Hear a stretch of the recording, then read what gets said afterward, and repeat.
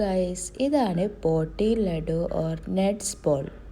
ഈ nuts ball ഒരു ദിവസം ഒന്ന് കഴിച്ചു കഴിഞ്ഞാൽ ഹെയർ ലോസിന് വലിയ സൊല്യൂഷനാണ്. ഈ ഒരു ഉണ്ട കൊണ്ട് നിങ്ങളുടെ ഹെയർ ഫോൾസ് പ്രോബ്ലം മാറുമെന്ന് നിങ്ങൾക്ക് ഉറപ്പുണ്ടോ? എന്നാൽ ഒന്ന് കഴിച്ചു നോക്കൂ. ഇതെല്ലാത്തിനും നല്ലതാണ്. ഇത് ഒരു പ്രാവശ്യമോ ഒരു മാസമോ ഉണ്ടാക്കി വെച്ചാൽ പിന്നെ എടുത്ത് കഴിക്കാൻ നല്ല സുഖമാണ്. നട്ട്സ് ബോൾ ഉണ്ടാക്കാൻ വലിയ ഇടങ്ങാറൊന്നുമില്ല.